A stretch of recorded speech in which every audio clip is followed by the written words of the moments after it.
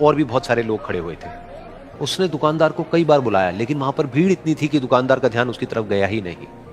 और फिर उस बच्ची को थोड़ा सा गुस्सा आया तो उसने अपनी मिट्टी की गुल्लक ले करके वहीं काउंटर पर जोर से रख दी, जिसके बाद में जो दुकानदार था और जितने भी लोग खड़े थे वो सब उस बच्ची की तरफ देखने लग गए।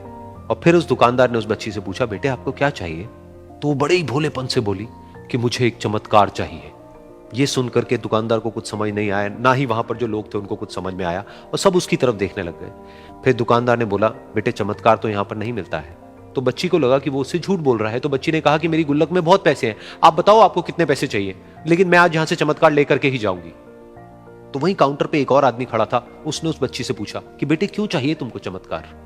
तब उस बच्ची ने अपनी कहानी बताई कि अभी कुछ दिन पहले मेरे भाई के सर में बहुत तेज दर्द हुआ, तो मेरे पापा मम्मी उसको हॉस्पिटल ले गए। उसके बाद कई दिन तक मेरा भाई घर नहीं आया। तो मैंने कई बार अपने पापा से पूछा, लेकिन उन्होंने मुझे कुछ नहीं बताया। उन्होंने बार बार यही कहा कि वो आ जाएगा, वो कल आ जाएगा, वो कल आ जाएगा, लेकिन वो आ ही नहीं रहा था।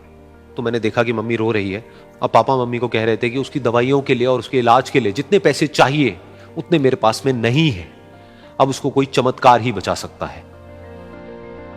तब मुझे लगा कि अगर मेरे पापा के पास में इतने पैसे नहीं भी हैं तो क्या हुआ, मेरे पास में तो है। तो मैंने जितने भी पैसे जोड़ रखे हैं वो सारे लेकर के मैं इस दवाई की दुकान पर आई। फिर उस आदमी ने उस बच्ची से पूछा, कितने पैसे हैं तुम्हारे पास में? ये सुनते ही उस बच्ची ने अपनी गुल्लक उठाई, जमीन पर फेंकी और तोड़ दी, और पैसे गिनने लग गई। बाकी सब लोग खड़े होकर के उसको देख रहे थे। थोड़ी देर बाद उसने सारे पैसे अपने हाथ में इकट्ठे किए और बोली, मेरे पास में पूरे 19 रुपए हैं।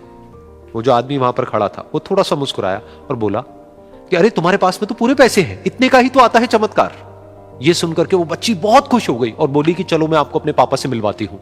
बाद में पता लगा कि वो आदमी कोई आम आदमी नहीं था, बल्कि एक बहुत बड़ा न्यूरोसर्जन था, और उसने सिर्फ 19 रुपए में उसके भाई की सर्जरी करी, और कुछ ही दिन बाद वो ठीक होकर के घर वापस आ गया। फिर कुछ दिन बाद वो बच्ची, उसका भाई, उसके पापा, उसकी मम्मी चारों एक साथ बैठे हुए थे और बात कर रहे थे। तो उसकी मम्मी ने उसके पापा से पूछा कि अब तो बता दो ये चमत्कार आपने किया कैसे?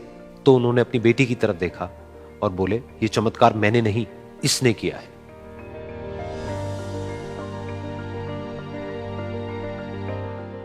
तो यहां पर एक बहुत बड़ी बात है जो हम उस छोटी सी बच्ची से सीख सकते हैं कि जिंदगी में कभी कभी ऐसा होता है कि हमको कोई रास्ता नजर नहीं आ रहा होता है और हम लोग हिम्मत हार जाते हैं। तब हमारे अंदर एक बच्चा होता है जो कोशिश करने से कभी भी पीछे नहीं हटता है। वो हार मानने को तैयार नहीं होता है क्योंकि उसको ना शब्द समझ नहीं आता है।